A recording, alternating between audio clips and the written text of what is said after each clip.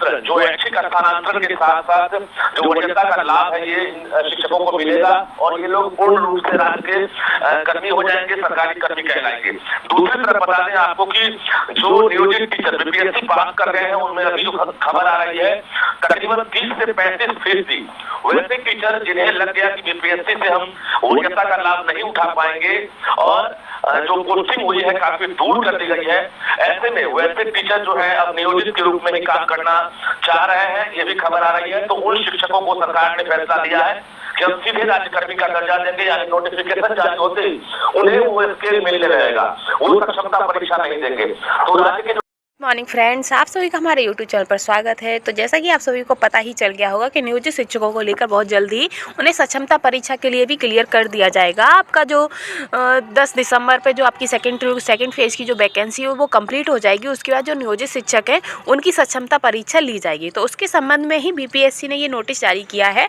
जो कि बताया गया है कि शिक्षा विभाग सरकार से मंजूरी लेने की तैयारी में सक्षमता परीक्षा में उत्तीर्ण होने पर मिलेगा दर्जा, यानी कि जो राज्यकर्मी बनेंगे नियोजित शिक्षक नियमावली हो गई है तैयार। इसमें आगे दिया गया है कि राज्य के करीब 4 लाख नियोजित शिक्षकों को राज्यकर्मी का दर्जा जल्द मिलने की उम्मीद है।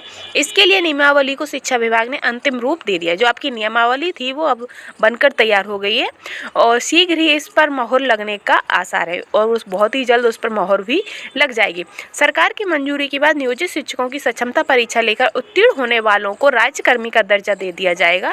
इसके बाद उन्हें बिहार लोक सेवा आयोग से बहाल शिक्षकों के समतुल्य वेतनमान और अन्य सुविधाएं मिलने लगेंगी। मालूम हो कि विभाग ने बिहार विद्यालय विशिष्ट शिक्षक नियमावली 2023 का प्रारूप 11 अक्टूबर को जारी किया था। इस पर सुझाव और आपत्ति की मांग की गई थी।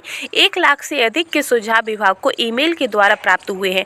इन सुझावों पर विचार करने के बाद नियमावली को अंतिम रूप दिया गया है। सूत्रों के मुताबिक शिक्षा विभाग ने नियोजित शिक्षकों की सक्षमता परीक्षा नहीं लेने वाले सुझाव को नहीं माना है। यानी कि अभी बीच में दिया जा रहा था कि क्या कहते हैं, जो नियोजित शिक्षक है उन्हें सक्षमता परीक्षा नहीं देनी पड़ेगी, पर लेकिन जो आपका शिक्षा विभाग है उसने ये सुझाव नहीं माना है। तो इसका अर्थ यही है कि जो जितने भी नियोजित शिक्षक हैं उन्हें नियोजित सक्षमता परीक्षा देनी होगी। बिहार विद्यालय शिक्षा समिति इन शिक्षकों की सक्षमता परीक्षा लेगी। इस परीक्षा में उत्तीर्ण होने के अधिकतम 3 मौके दिए जाएंगे। प्रारूप में साफ किया गया था कि सक्षमता पास नहीं करने वालों को सेवा समाप्त कर दी जाएगी। यानी कि अगर आप जो एग्ज़ाम देना होगा आपको, वो अगर आपने पास नहीं कर पाया तो आपको अपनी जॉब से हाथ धोना पड़ेगा।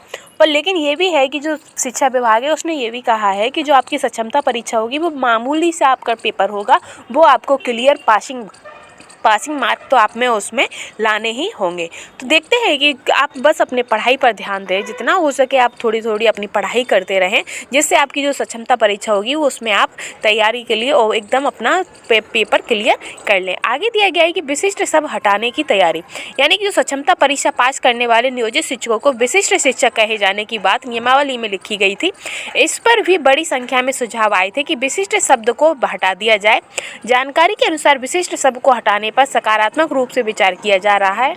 विभाग ने यह भी साफ किया है कि सक्षमता परीक्षा पास करने वाले शिक्षकों को जिला संवर्ग होगा, यानी कि वो जिस जिले के हैं उन्हें स्कूल भी उसी जिले में ही मिल जाएगा। मालूम हो कि वर्तमान में ये सभी नियोजित शिक्षक त्रिस्तरीय ग्राम पंचायत और नगर निकाय के अधीन आते हैं। वहीं यह भी प्रावधान किया गया है कि बिहार लोक सेवा आयोग से सफल हुए नियोजित शिक्षक अगर अपने पुराने स्तर पर ही बना रहना चाहते हैं तो उन्हें सक्षमता परीक्षा देने की ज़रूरत नहीं होगी। वह बिना परीक्षा के राज्यकर्मी का दर्जा प्राप्त करने के हकदार होंगे। यानी कि जिन लोगों ने बीपीएससी के थ्रू जो एग्ज़ाम हुआ था वो उन्होंने क्लियर कर लिया है और वो जिस स्कूल में पढ़ा रहे हैं वहीं अगर करना चाहते हैं, अपनी बाकी की जो जॉब है वो वहीं पर करना चाहते हैं, तो उन्हें अपनी सक्षमता परीक्षा देने की कोई भी आवश्यकता नहीं है। तो ये तो अभी आपके बीपीएससी से बहाल शिक्षकों के समतुल्य वेतनमान भी मिलेगा। जो बीपीएससी के समतुल्य जो टीचर्स हुए हैं, न्यू वैकेंसी जो शिक्षक नवनियुक्त शिक्षक हुए हैं, उनके जितनी रुपए होंगे, जितना वेतन होगा उतना ही नियोजित शिक्षकों जो कि राज्यकर्मी शिक्षक बनेंगे उनका भी वेतन उन्हीं के समान ही होगा।